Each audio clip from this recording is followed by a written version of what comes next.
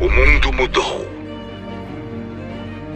E nós precisamos seguir essa mudança, atualizando o conhecimento em grupo para qualificar cada componente do nosso setor. Ele sendo integrador ou fabricantes de soluções para segurança e tecnologias.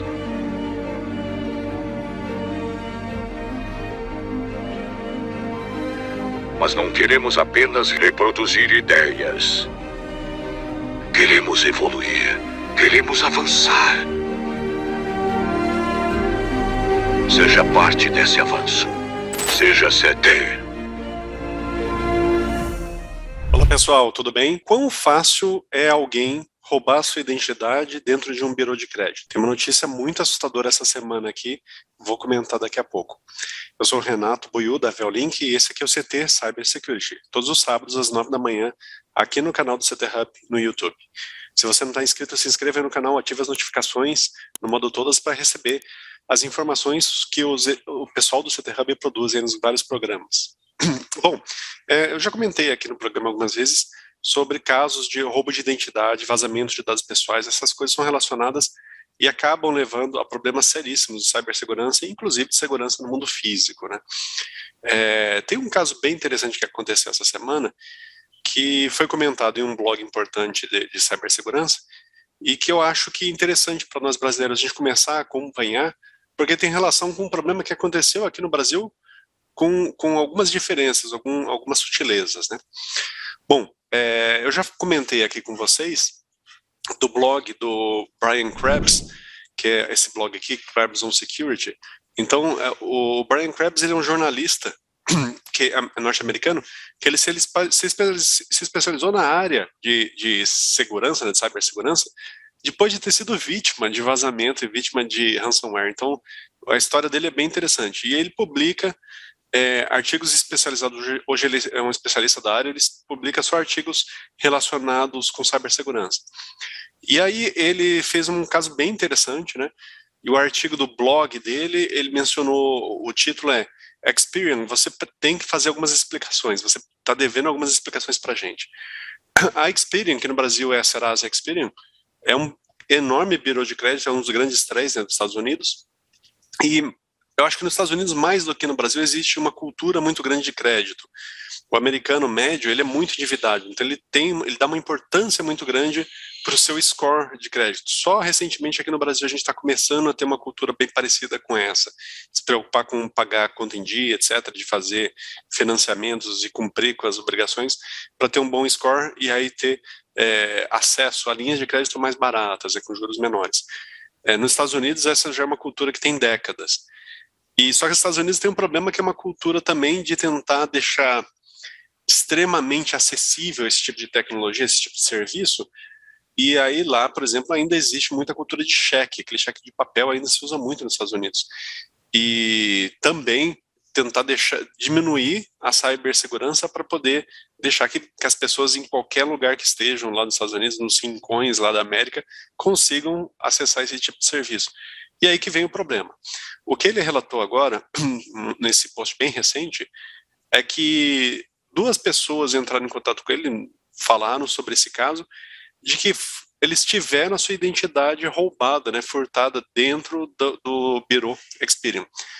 Então, um deles, John Turner, né, um engenheiro de software, Salt Lake City, então ele é um engenheiro de software, então ele conhece como é que funciona a cibersegurança de um modo geral. E aí o que acontece? Ele percebeu que ele em 2020 ele fez um congelamento de segurança da conta, então ele entrou para bloquear a conta e dizer se qualquer um tentasse fazer um novo empréstimo, abrir uma nova conta no banco, ele seria notificado através desse serviço do Bureau de Crédito, né? Só que o que aconteceu?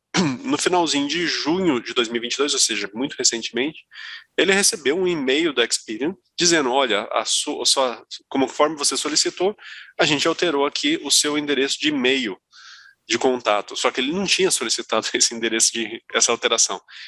Então ele ficou preocupado com como que alguém conseguiu fazer isso, como que um criminoso conseguiu alterar o meu e-mail de contato aqui no Bureau de Crédito sem eu ter sido contactado por telefone, sem nenhum cuidado, etc. Autenticação de múltiplo fator, etc.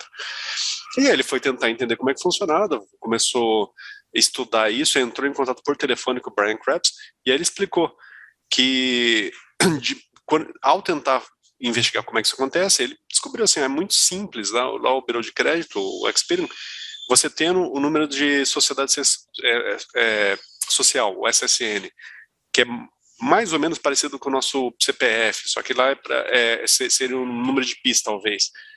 E o data de nascimento, com essas informações, mais uma outra informação pública, seu nome completo, etc., você consegue ter acesso e trocar. Basicamente, você consegue trocar a sua senha, a sua conta, fazer várias informações, várias alterações na conta assim.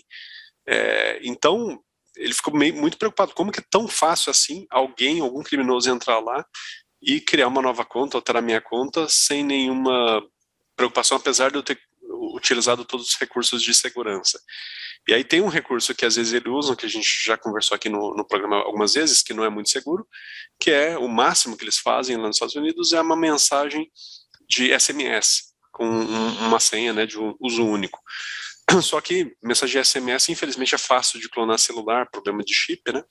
Então não é uma autenticação de duplo fator muito seguro.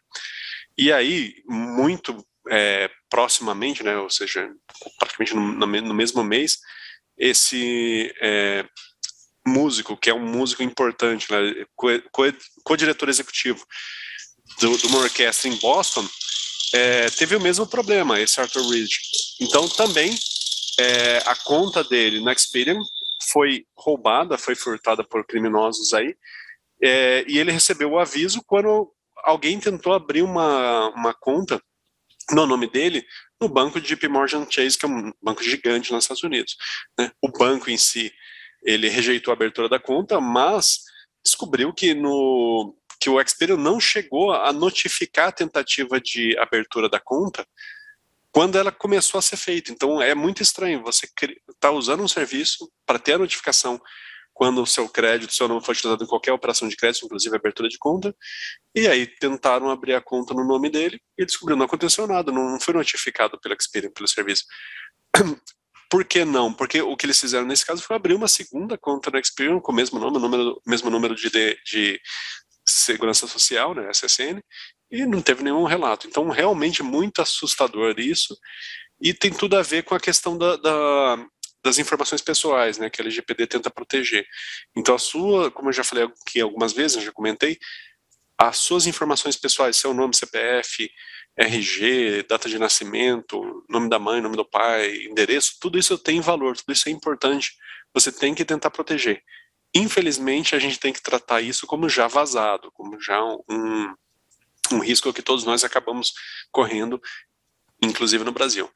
E aí o que é interessante aqui nesse caso aqui dos Estados Unidos é que o Brian Krebs, depois de ter conversado com essas duas vítimas, né, desse problema, ele tentou ele mesmo abrir uma segunda conta.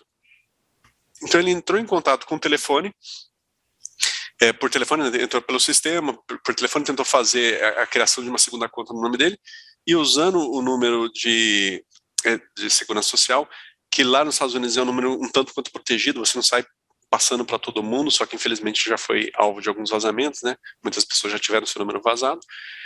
Então, tendo esse número, tendo a data de nascimento e respondendo algumas questões de múltipla escolha, ou seja, ele poderia até tentar repetir se ele falhasse na primeira vez, ele conseguiu trocar o e-mail dele associado à conta dele. E aí, com essa troca de e-mail, ele refez praticamente toda a conta, e aí no e-mail original dele, ele tentava entrar e falava que não existia mais a e-mail não estava mais sendo monitorado.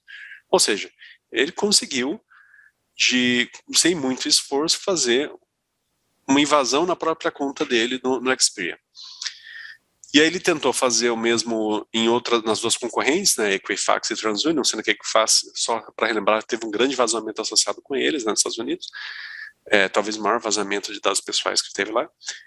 E nas duas, não, nenhuma das duas deixou fazer tão facilmente assim essa troca de dados pessoais. Todos fizeram perguntas, tentaram entrar em contato, etc., evitaram que alguém roubasse. Então, ainda está em aberto, nesse caso aqui, né, a Experian, para tentar, ela vai se justificar provavelmente nos próximos dias, porque que ela deixa fazer essa troca tão fácil. A primeira resposta dela foi não é tão fácil assim de trocar conta, aqui a gente faz verificação, só que na prática ele conseguiu fazer a alteração na conta dele. Só para lembrar, esse caso aqui é nos Estados Unidos, a Experian nos Estados Unidos. Aqui no Brasil, a Experian, ela já teve aqui recentemente também, né, 2021, também já comentei aqui, teve um problema que não foi de alguém invadir e trocar os dados da sua conta lá no Serasa Experian. O que teve foi vazamento de dados pessoais, muito provavelmente relacionado com a Experian, com a Serasa Experian aqui no Brasil, né? Então, vou deixar os links aí desses artigos, mas aqui está mencionando, por exemplo, no Tecnoblog, que eles deram suas respostas, deram suas justificativas, e o Procon de São Paulo não ficou muito convencido, né? O que é interessante é que também aqui eu vou deixar o UOL também, né? A questão do vazamento de dados pessoais também que teve, de novo, aqui não foi invasão da conta no Serasa, foi vazamento de dados, o que pode ser uma ferramenta na mão dos criminosos, né, seus dados pessoais. Então aqui também nem está explicando, né, essa outra notícia que aconteceu aqui no Brasil, quando teve esse vazamento de dados pessoais, muito significativo. E o que é interessante é que o Serasa Experian, eles vendem um serviço para proteção justamente de vazamentos. Então, vazamento de CPF, vazamento de dados mais críticos ainda dentro do Serasa Premium. Então, eles têm serviços para proteger os seus clientes desse tipo de vazamento. Só que é um grande problema quando uma empresa, não estou dizendo que seja o caso aqui no Brasil, mas quando uma empresa que tem os seus dados pessoais e vende um serviço para protegê-los, quando ela suspeita de ser uma fonte de vazamento de dados, isso é muito complicado, seja ela diretamente ou seja um prestador de serviço para ela, porque na prática, para você, cliente, para mim, acabaram fazendo diferença, né? Ela é co-réu, se tiver uma ação, ela vai ser co-réu. Então, nos Estados Unidos, a preocupação é que foi muito fácil aí trocar o cadastro de alguém, então trocar o e-mail no cadastro de alguém. É arriscadíssimo, é complicadíssimo, né? Uma questão muito delicada, a gente tem que se proteger, sempre tendo essa postura de não fornecer os dados pessoais muito facilmente para quem quer que seja, e também ter uma certa postura. Infelizmente, a gente tem que hoje supor que os nossos dados já foram vazados. Então, ao receber um contato de alguém, já tem que desconfiar, já tem que ter uma postura assim, eu não vou supor que com quem eu estou conversando é realmente meu banco, é realmente a minha financeira. Vou eu entrar em contato com o número que está no site deles, não 0800, etc., para tentar mitigar esse risco. Bom, esse é o assunto de hoje. Fiquem em segurança e até a próxima. Tchau, tchau.